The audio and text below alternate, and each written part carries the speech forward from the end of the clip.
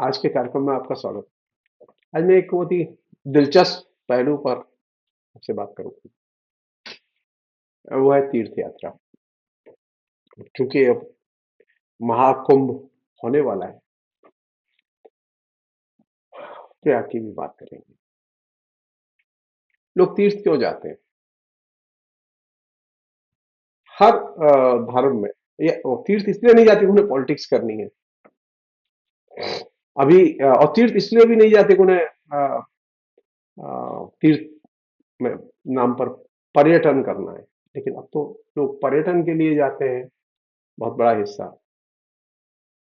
लेकिन सभी धर्मों में तीर्थ यात्रा का प्रावधान है। मुसलमानों में 5 व्यावहारिक कर्तव्य हैं, उनमें से एक अ, है जीवन में कम से कम एक बार हज यात्रा करना, यानी मक्का एवं मदीना जाना। और ये वह जगह है जहाँ के मोहम्मद साहब के जन्म और मृत्यु के स्थल हैं ये, उनकी यात्रा करना। बौद्धों में 4 तीर्थ स्थल हैं। लुम्बिनी है, बोध गया है, सारनाथ है और कुशीनारा है। जो क्रम से भगवान बुद्ध के जन्म स्थान, संबोधि स्थल यानी ज्ञान स्थल, धर्म चक्र प्रवर्तन स्थल जहां उन्होंने पहला धार्मिक उपदेश दिया था, और निर्वा निर्वाण स्थल जहां उनकी मृत्यु हुई थी। ये क्रमशः ये 4 बौद्धों के तीर्थ है। इसी तरह ईसाइयों के लिए जेरूसलम जो है सबसे महत्वपूर्ण तीर्थ स्थान है और सर्वोच्च तीर्थ स्थान है। और वहां जाने का अपना एक महत्व है।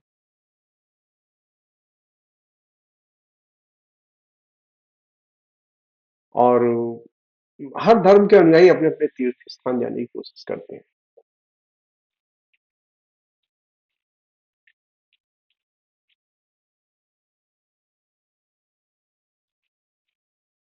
एक अन्य चीज है जो कि कायदे से देखी जानी चाहिए।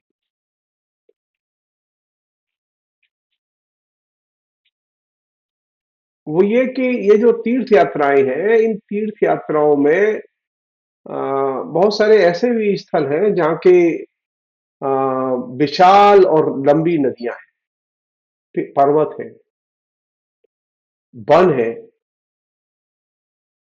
जो प्राचीन मध्यकालीन जो भारत के इतिहास में जो जिक्र मिलता है, वहां इन सबके पास में प्राचीन नदियां, पर्वत और सुंदर वन, इनका उल्लेख जरूर मिलता है।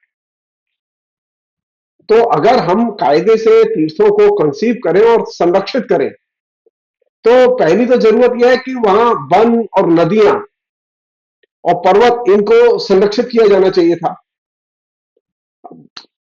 संयोग देखिए, भारतवासियों का तीर्थ प्रेम देखिए कि ये दोनों चीजें, नदियां प्रदूषित हुई बड़े पैमाने पर, और तीर्थ स्थानों में जो एक वन, उपवन, जंगल, पर्वत, इसका जो महत्व था, वो अब जंगल पर्वत गायब हो गए और हाउसिंग सोसाइटीज की बाढ़ आई हुई है। तो इससे विचार करके देखें लोग, तीर्थों का महत्व घटा या बढ़ा? तीर्थों के साथ में नदी, पर्वत, जंगल, वन, ये इंटीग्रेटेड थे। और विभिन्न तीर्थों और विभिन्न क्षेत्रों में विभिन्न संप्रदाय के लोगों के अपने अपने स्थान थे, और वे अपने अपनी संस्कृति का, सभ्यता का, अपने धर्म का वो वहां प्रचार भी करते थे।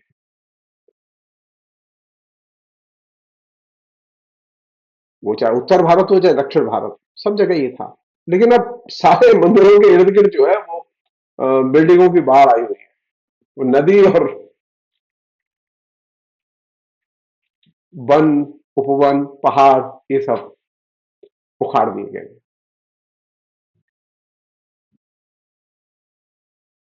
ये सच है कि भारत में जाति प्रथा थी।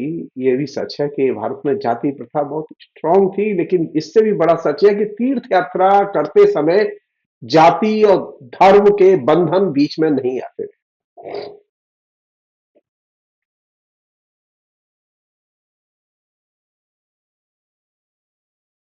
क्योंकि ये नदियां जो थी, इन नदियों ने सबको एक साथ बैठने के लिए स्पेस दिया। ये जो जंगल जो थे, इन्होंने सबको एक साथ रहने के लिए स्पेस दिया।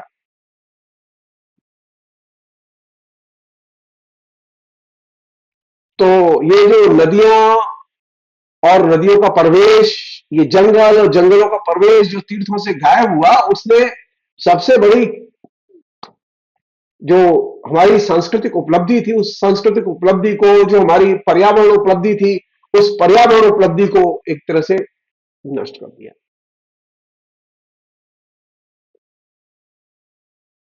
तीर्थ स्थान नॉर्मली ऐसे जगह थी जहां पर के लोग स्वार्थ चर्चा नहीं करते थे। स्वार्थ के जीवन कर्मों से वे दूर रहते थे, वे लोग तीर्थ यात्रा करते थे। तीर्थ स्थान का मतलब था स्वार्थ कर्मों से दूर स्थान। तो अब जो हमारे यहाँ सो कॉल्ड तीर्थ है, वो तो स्वार्थों के और व्यापार के, बिल्डिंगों के बहुत बड़े हब बने हुए, सेंटर बने हुए। इसमें नैतिक और आध्यात्मिक उन्नति की बजाय अवनति की, और ये बहुत बड़ा मेजर शिफ्ट है जो कि मॉडर्न पीरियड में घटित हुआ। इसमें एक सरकार की नहीं, अनेक सरकारों की भूमिका इस पराभव को निर्मित करने में। तो ये जो आध्यात्मिक मूल्यों का क्षय जो आपको दिखाई देता है समाज में, इसका एक बड़ा कारण है तीर्थों के साथ में जो चीज इंटीग्रेटेड थी जीवन मूल्यों के स्तर पर, उस चीज को एक सिरे से ध्वस्त कर दिया गया।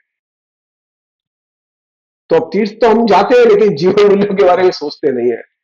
यमुना, गंगा, ये तमाम नदियों में जाते हैं, मथुरा, अयोध्या, काशी, कांची, अवंतिकापुरी हम जाते हैं, लेकिन हम जीवन मूल्यों के बारे में नहीं सोचते। क्यों? क्योंकि प्रवेश प्रवेश के साथ में जीवन मूल्य ये इंटीग्रेटेड थे, और इनको हमने जय श्री राम कह के विदा कर दिया। मुनाफा कमाने के लिए, बिल्डिंगें बनाने के लिए, अपने स्वार्थ पूरे करने के लिए इनकी छुट्टी कर दी, और इसने हमारे नैतिक और आध्यात्मिक मूल्यों का क्षय हुआ। ये चीज कायदे से दर्ज की जानी चाहिए। मेरा जन्म मथुरा जैसे महान तीर्थ में हुआ, यमुना किनारे हुआ है, मैं यमुना किनारे बड़ा हुआ, मैं यमुना किनारे रहता भी हूं। मैंने उस पराभव को, उसके एक रूप को अपनी आंखों से देखा, और अभी मैं उसमें जी रहा हूं पराभव, कि किस तरह से आध्यात्मिक और नैतिक मूल्यों का पतन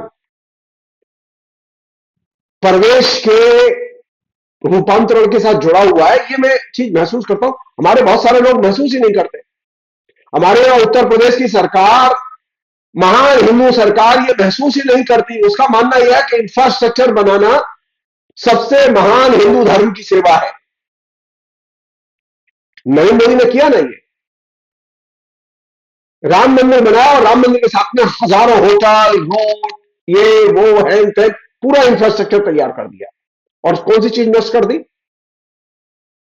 वन, जंगलात, प्राकृतिक परिवेश जिसके साथ में नैतिक आध्यात्मिक मूल्य जुड़े हुए हैं। कितने हजार पेड़ कटे होंगे अयोध्या में, मैं नहीं जानता। उत्तर प्रदेश में नरेंद्र मोदी के आने के बाद, डबल इंजन सरकार के आने के बाद,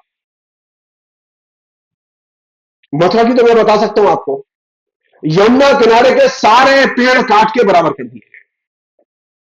और पेड़ कहीं ट्रैफिक में बाधा नहीं दे रहे थे, पेड़ किसी को परेशान नहीं कर रहे थे, बल्कि पेड़ घाटों पर आने वाले यात्रियों के लिए छाया दे रहे थे, सुख दे रहे थे। वो पेड़ गायब कर दिए, बेच खाए। तीर्थों के साथ में जो चीज इंटीग्रेटेड है वो है उनका वन, उपवन, जंगल, वृक्ष, ये जो पर्यावरण का परिवेश है, और नदी, और नदी की स्वच्छता,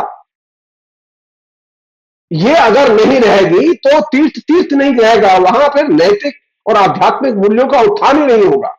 आप चाहे जितना पैसा लगाइए, चाहे आप जितना जय श्री राम कहिए, तो हमारे यहाँ जो तीर्थ है वो तीर्थों का एक तरह से पराभव का एपिक व्यक्त करते हैं। तीर्थों का पराभव हमारे डिस्कोर्स का हिस्सा नहीं है। तीर्थों की महानता, राम की महानता, काशी की महानता, बनारस की महानता, ये खूब हमारे डिस्कोर्स का हिस्सा है। आए दिन प्रधानमंत्री भाषण देते, गंगा की आरती, यमुना की आरती, ये तमाम इस पर भाषण होते। अभी कुंभ पर होंगे। तो तीर्थों के लिए जो चीज जरूरी है वो ये स्वार्थमय जीवन कर्मों से दूर एक ऐसा स्थल निर्मित किया गया था जिसे हम तीर्थ कहते थे, जिसके साथ में नदी और वन और पहाड़ ये इंटीग्रेटेड थे। अब यमुना के दोनों तरफ मथुरा में, आप मथुरा से दिल्ली तक चले जाइए, हाउसिंग सोसाइटी, हाउसिंग सोसाइटी। मैं यहां रहता हूं, वो पवित्र तीर्थ स्थान है मथुरा में, विश्राम घाट। यमुना के उस पार अब सारा इलाका बिक चुका है, कहीं कोई खाली नहीं। तीर्थ के साथ में जो नैतिकता थी, परिवेश था, पर्यावरण था, नदी थी, पहाड़ थे, वे आध्यात्मिक और उन्नति के लिए जरूरी था कि वे स्वार्थ लिप्सा से मुक्त थे। उन्हें हम तीर्थ कहते थे। और यहां तो पग पग पर स्वार्थ दिखाई देगा आपको तीर्थों में, पग पग पर होटल और तमाम किस्म की चीजें जो कि हमारे स्वार्थ का प्रतिबिंबन करती हैं।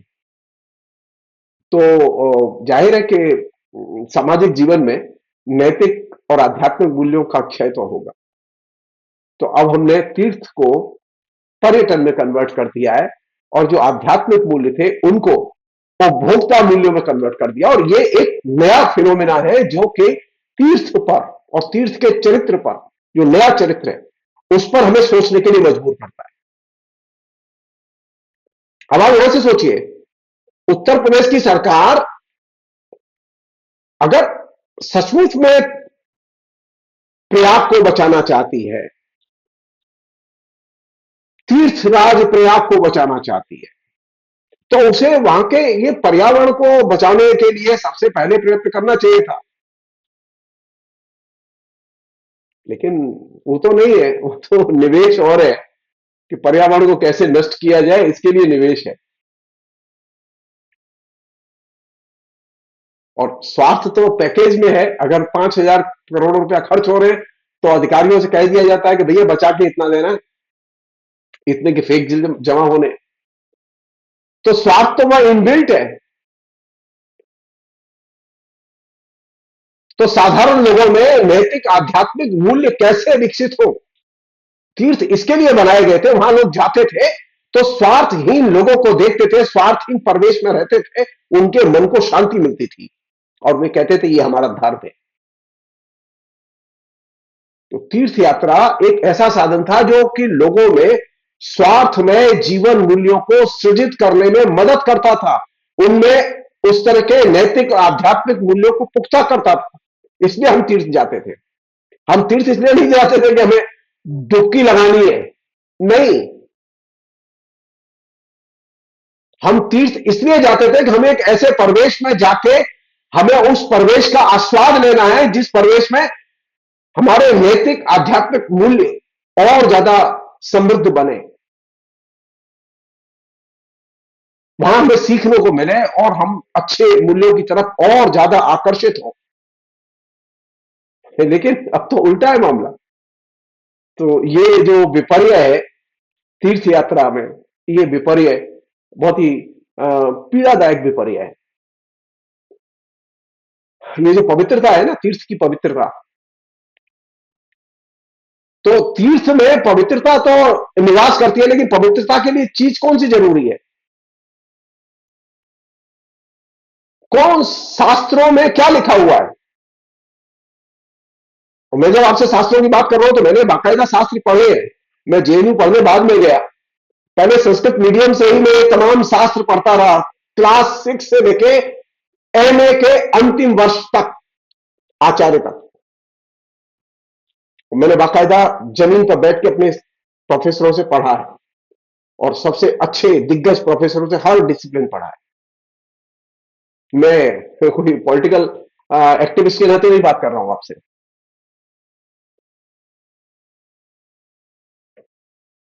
ये जो शास्त्र में कहते हैं ना, जैसे कि तो तीर्थ यात्राओं पर जोर है, प्रत्येक शास्त्र में, धर्म शास्त्रों में भी इसका वर्णन है कि तीर्थ यात्राएं करनी चाहिए,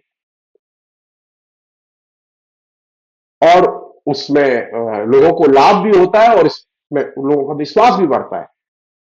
तो लाभ और विश्वास तो तब होगा जबकि वहां पर स्वार्थहीन प्रवेश होगा, और ऐसा प्रवेश होगा जिसका कि मैंने अभी आपसे वर्णन किया, उल्लेख किया।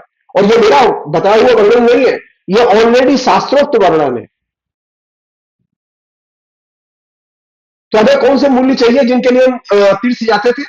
हमें चाहिए, जैसा कि विष्णु धर्म सूत्र में लिखा है, कि सामान्य धर्म के लिए कौन सी बातें जरूरी है, जिनकी प्राप्ति के लिए लोग तीर्थ यात्रा करते थे। वो ये था: क्षमा, सत्य, दम यानी दिमागी संयम। हमारे यहां तो हालत यह है कि जो सन्यासी है वो अभी कुंभ जाने के पहले अपना दिमागी संयम खो चुके हैं। वो बांग्लादेश, पाकिस्तान, मुसलमान, मंदिर, मस्जिद, ये तमाम किस्म की रिएक्शनरी राजनीति की बातें कर रहे हैं।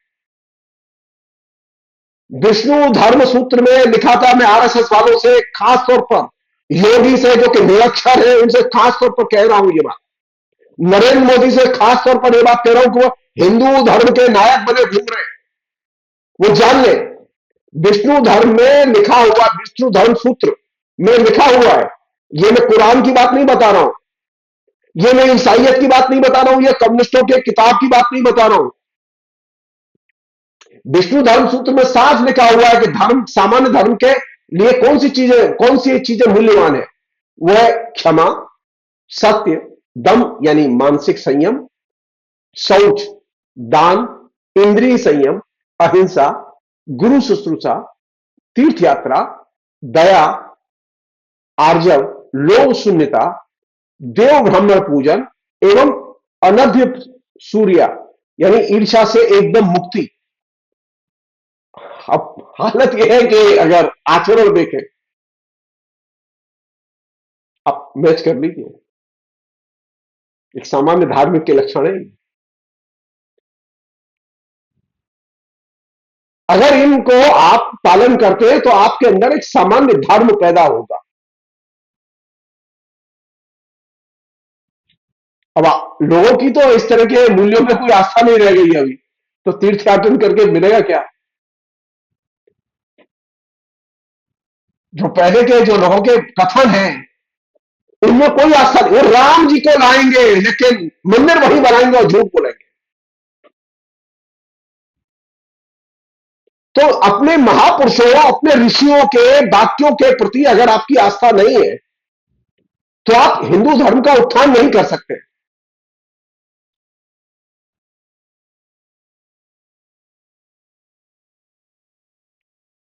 अगर आप इन धर्म के सामान्य लक्षणों को, आप गुणों को आप नहीं आत्मसात करते तो आप एक धार्मिक की तरह तीर्थ यात्रा नहीं कर सकते।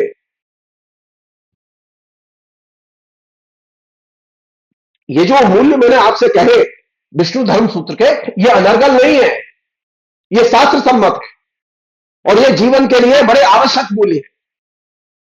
लेकिन हमारे यहां तो अब ये सबसे अनर्गल बातें हो गई है। मैं बार बार कह रहा हूं कि धर्म की निरक्षरता फासिज्म का आधार तैयार करने का बहुत बड़ा इंस्ट्रूमेंट है। परंपरा का ज्ञान न होना लोकतंत्र के लिए सबसे ज्यादा खतरनाक है, और वे लोग लोकतंत्र के लिए ज्यादा खतरा पैदा कर रहे हैं जो हिंदू धर्म की परंपराओं को, हिंदू शास्त्रों की परंपराओं को नहीं जानते। इसलिए मुझे मुझे तीर्थ चाहिए, मुझे तीर्थ यात्रा भी चाहिए, लेकिन उनके साथ जुड़ा हुआ जीवन मूल्य भी चाहिए, उनके साथ जुड़ा हुआ प्रवेश भी चाहिए। बिना उस प्रवेश के वो जीवन मूल्य हमारे जीवन में प्रवेश ही नहीं करते। इसलिए तीर्थ यात्रा सिर्फ सिर्फ त्रिवेणी में गोता लगाना नहीं है, गंगा पर गोता लगाना नहीं है। तीर्थ यात्रा के साथ में एक ऑब्जेक्टिव है, एक लक्ष्य है, एक पर्सपेक्टिव है, जिसका कि शास्त्रों में वर्णन है। उसको कायदे से समझना चाहिए, लागू करना चाहिए, उसका प्रचार करना चाहिए। लेकिन हमारे यहां तो प्रचार ही नहीं करते। ये जो तमाम किस्म के दंडाधिकारी, धर्माधिकारी, संत महंत, कंठ गुरु, नागा बाबा से लेके फला बाबा तक, ये सब जो घूम रहे हैं सैकड़ों संत, ये किसी भी, ये जो सामान्य धर्म के आचरण जो विष्णु धर्म सूत्र में कहे गए, इनमें से किसी भी एक सूत्र का पालन नहीं करते। तो धर्म का अगर पतन नहीं होगा तो किसका पतन होगा? आम लोगों में, हिंदुओं में नैतिक मूल्यों का पतन नहीं होगा तो किस समाज का पतन होगा? तो हिंदू समाज में जो नैतिक मूल्यों का पतन, उसका बड़ा कारण है कैपिटलिज्म तो है ही, लेकिन अंदर अंदर जिस हिंदू धर्म, हिंदू समाज, हिंदू नियम, हिंदू कल्चर जिसमें हम विश्वास करते हैं, उसके शास्त्रों के बताए रास्ते पर तो हम चलते ही नहीं। उनके महापुरुषों के बताए हुए वाक्य तो हमें एकदम कांटे की तरह लगते हैं। हमें तो मोदी के वाक्य, योगी के वाक्य, मोहन भागवत के वाक्य, व्हाट्सएप व्हाट्सएप यूनिवर्सिटी से आए हुए इनके संदेश वो महान मूल्यवान लगते हैं। तो ये पतन तो तय है। काश काश हमने विष्णु धर्म सूत्र और उसी तरह के ग्रंथों के, मनीषियों के वाक्यों पर ध्यान दिया होता, तो हम तीर्थ यात्रा, तीर्थ स्थान, इनके संरक्षण को बेहतर ढंग से कर पाते। आज इतना ही, ये हम श्रृंखला है। हम इसमें कोशिश करेंगे कि तीर्थ और तीर्थ से जुड़ी हुई यात्रा और ये तमाम जो बड़े तीर्थ स्थल है, इनके बारे में हम आपसे चर्चा करेंगे, और हम इसके एक नए पर्सपेक्टिव को लेकर चर्चा करेंगे। मैं पढ़ाऊं नए पर्सपेक्टिव से ही पढ़ाऊं, मैं पुराने पर्सपेक्टिव से नहीं पढ़ा, बल्कि ये मेरा जो पर्सपेक्टिव है, ये मैं आपसे आज अभी शेयर किया है, ये मैंने बचपन में पढ़ा था, जो मैंने आज पहली बार इतने वर्ष बाद साझा किया है आपसे। मुझे गर्व है, मैं गर्व है कि मैं उस संस्कृत की समृद्ध परंपरा से मैं शिक्षित होकर आया। मैं कभी जेएनयू जब पढ़ने गया तो मैं बहुत ही गर्वान्वित महसूस करता था, क्योंकि जेएनयू में मैं पहला विद्यार्थी था जो संस्कृत बैकग्राउंड का था, जिसका कि दाखिला हुआ। मैं तो मॉडर्न स्कूल में कभी पढ़ने ही नहीं गया, कभी मॉडर्न कॉलेज की मैंने शक्ल नहीं देखी। मैं अपने जीवन में पहली बार आचार्य, सिद्धांत ज्योतिष से आचार्य करने के बाद में मैं 79 में मैं पहली बार जेएनयू में दाखिल हुआ। मैंने पहली बार मॉडर्न एजुकेशन के दर्शन किए तो कहां किए? संस्कृत कॉलेज से निकल के, जो संस्कृत कॉलेज वाराणसी संस्कृत विश्वविद्यालय का, जो कि अब संपूर्ण संस्कृत विश्वविद्यालय है बनारस में, उसका हिस्सा था मातृ संस्कृत महाविद्यालय, उसका मैं प्रोडक्ट हूं। तो वहां से 13 साल पढ़ने के बाद में संस्कृत मीडियम से न्याय, दर्शन, धर्मशास्त्र, वेद, सिद्धांत ज्योतिष, साहित्य, ये सारे विषय मैंने पढ़े, और एक दो बार नहीं, 13 साल पढ़े।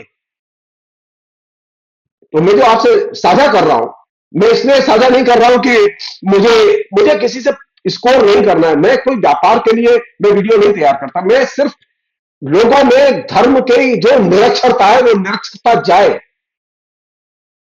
और वो धर्म साक्षर बने। धर्म साक्षरता लोकतंत्र को समृद्ध करेगी। ये धर्म निरक्षरता लोकतंत्र की शत्रु है, और इस धर्म निरक्षरता का ही सबसे अधिक कारपोरेट हाउसेस और फासिस्ट ताकतें वो लाभ उठाती रही हैं। मुझे धर्म साक्षर जनता चाहिए, वह जनता जिसके पास में अपने नैतिक मूल्य होंगे। ये जो अभी बवंडर मचा हुआ है, हिंदू धर्म हिंदू धर्म, ये बवंडर इसलिए है क्योंकि आप धर्म को नहीं जानते, और ये लोग धर्म को नहीं जानते और धर्म का मैनिपुलेशन करते हैं। इसलिए धर्म की साक्षरता बेहद जरूरी है। फिलहाल इतना ही। ये सीरीज हम पता नहीं कितने एपिसोड होंगे, मैं नहीं जानता, लेकिन हम रोज एक एपिसोड करेंगे। आप सुनिएगा। बहुत बहुत शुक्रिया। Thank you.